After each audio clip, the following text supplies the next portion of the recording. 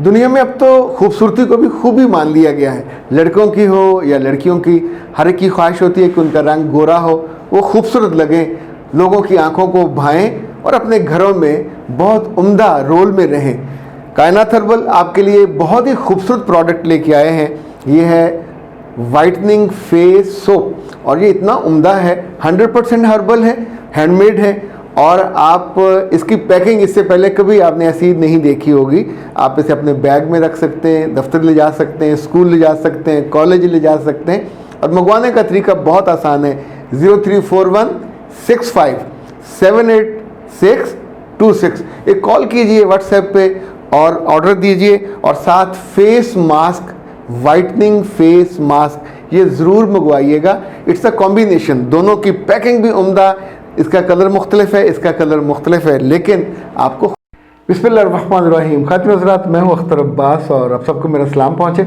ज़िंदगी में आपने कुछ अच्छा किया हो, बेहतरीन वक्त गुजारा हो, लोगों की ज़िंदगी में कंट्रीब्यूट किया हो और जहाँ आप रहे हों अपने अच्छी यादें छोड़ी हों, तो सिदरा जैसे सवालात फिर आते हैं और आपको खुशी अता करते हैं। सिदरा ने कहा, सर आप फूल के वो शानदार एडिटर थे कि 60 शहरों में आपने उसके क्लब बनाए, 70,000 से ज़्यादा बच्चे और बच्चियां उसको पढ़ते थे, तकरीबात में आते थे और अपनी ज़िंदगी को खूबसूरत बनाते थे।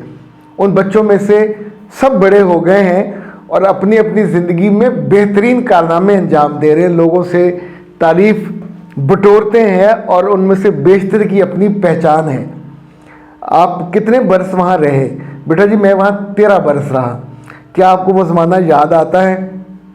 अगर मैं सच्ची बात आपको बताऊं तो नहीं आता, इसलिए कि अगर बाद में आप उससे बड़े काम ना करते रहे हों तो आपको अपना फिर बचपन याद आता है, स्कूल याद आते हैं। जब आप स्कूल से कॉलेज, कॉलेज से यूनिवर्सिटी, यूनिवर्सिटी से प्रैक्टिकल फील्ड, तो हर जो काम है पहले से ज़्यादा बड़ा होता है, तो आपको ज़्यादा वहाँ क्रिएटिविटी, ज़्यादा पैशन, ज़्यादा डेडिकेशन, ज़्यादा डिवोशन दिखानी होती है। अब फूल मेरी मोहब्बत थी। मैं उस ज़माने में कहता होता था मेरी तो ऐसे जैसे मैंने इससे शादी की हो, और यानी सुबह जाके रात को 2-2 बजे मैं दफ्तर से वापस आता था। जैसे ये टेबल है, वहाँ टेबल लंबे थे, तो रात को जब 1-2 बजे बिल्कुल थक जाते तो टेबल पे कागज़ बिछा के और 2 किताबें रख के मैं थोड़ा नैप लेने के लिए लेट जाता। लेकिन घर आने का नहीं सोचता था, क्योंकि अगली कॉपी जानी होती थी, एडिटोरियल लिखना होता था, कई काम उसके होते थे। फिर जितने मेहमान आते थे पूरे मुल्क से, वो सब मेरे अपने मेहमान होते थे। हमने कभी उनका एक सिंगल टेडी पैसा दफ्तर पे नहीं डाला था, उनकी चाय का, उनके खाने का। अल्लाह जाने अल्लाह मेरे रिस्क में कितना इजाफा करता था और कितनी मोहब्बत से मेरे दामन को भर देता था।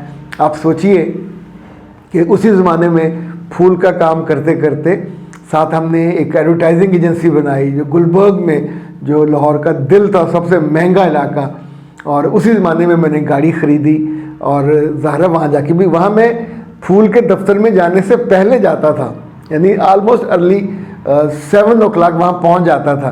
तो दफ्तर में मैंने 10-11 बजे जाना होता था, तो पहला काम उस वक्त निपटा देता, फिर दूसरा काम सेकंड स्लॉट में जाके निपटाता।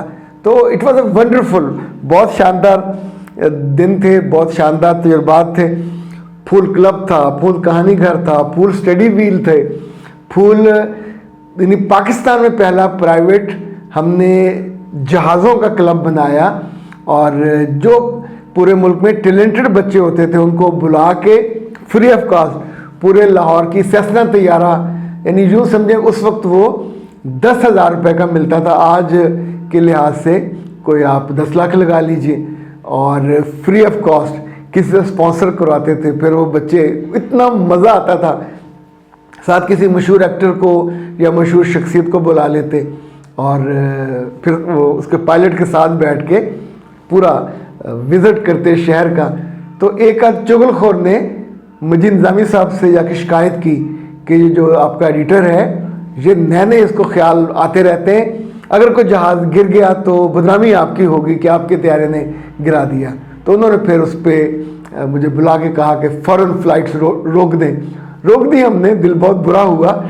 इसी तौर पे हमने पेरेंट्स काउंसिल बनाई, पेरेंट्स की ट्रेनिंग, 70-80 पेरेंट्स 2-2 बसों में हम लेके जाते थे कलर कार, वहाँ डॉक्टर इकराम साहब के घर ठहरते, उनके पूरे गांव के घर हमारे कब्जे में होते, वहाँ 3-3 दिन ट्रेनिंग होती, बहुत मज़ेदार दिन थे।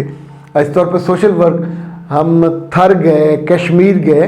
सो जब भी आप कंट्रीब्यूट करते हैं ज़िंदगी के दिन बहुत अच्छे गुजरते हैं। ख़ातिन हज़रात, कल मुझे लाहौर के पीसी पल कॉन्टिनेंटल होटल में जाना पड़ा, और ये वो जगह जहाँ हमने 1.5 बरस इशफाक साहब के साथ जाविया करते थे, अपना फूल का जाविया। ओके, कल ये हुआ कि बहुत ही काबिल कदर लोगों ने बनो काबल के नाम से एक प्रोग्राम का आगाज़ किया है।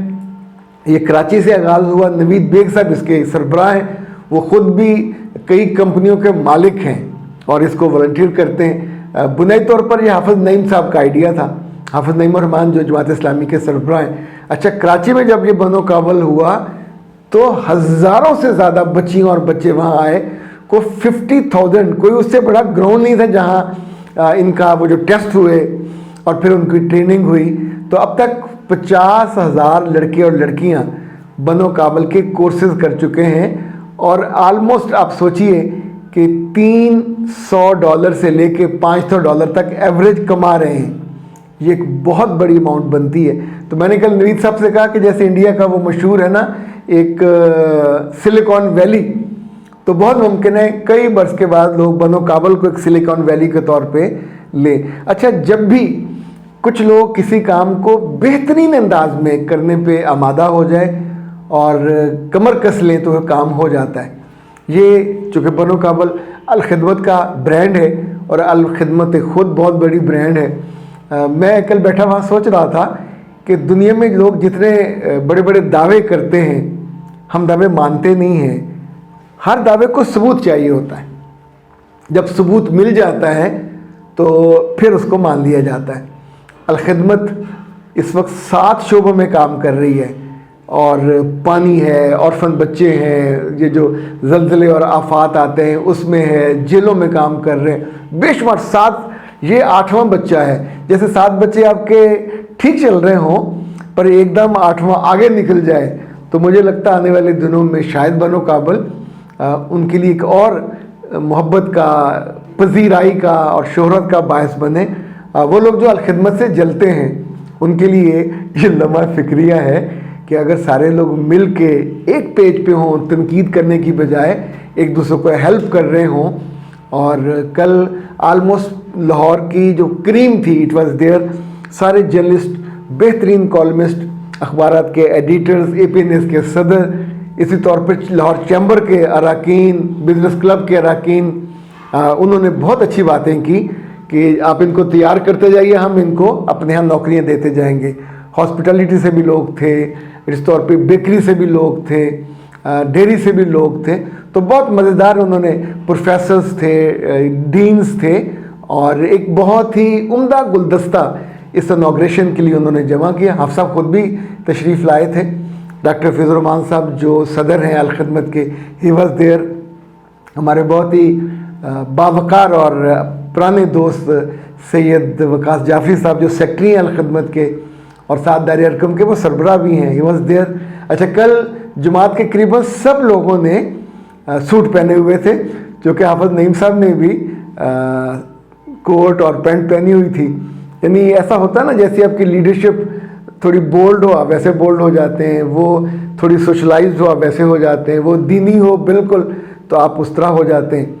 ये एक नेचुरल है कि जैसा आपका रहनुमा होता, बर्फ़ चूँकि ऊपर से पिघलती है तो उसी तौर पे आप बिहेव करते हैं। आई विश कि अल खिदमत पाकिस्तान में और पाकिस्तान से बाहर जहाँ जहाँ काम करती है खूब लोगों से दुआएं भी ले और वो काम करे जो गवर्नमेंट नहीं करती।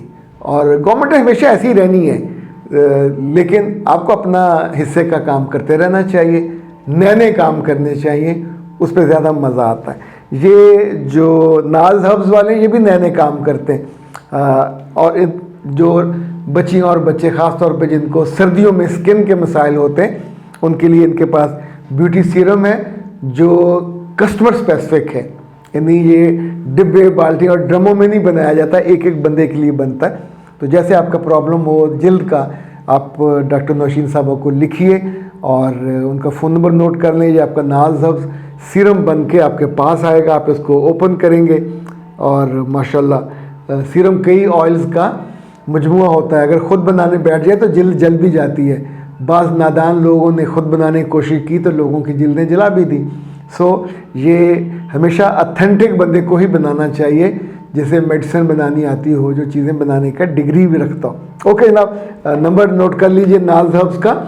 और सर्दियों में इसको ज़रूर मंगवाइए। वो जिनकी जिल्द ढलक रही है, वो जिनकी जिल्द में सेगिंग है, वो जिनकी जिल्द खुश्क है और लोग कहते हैं कि क्या इतनी खुश्की पड़ी हुई है। 034165782626 अख्तर अब्बास को दीजिए इजाज़त। अस्सलाम वालेकुम।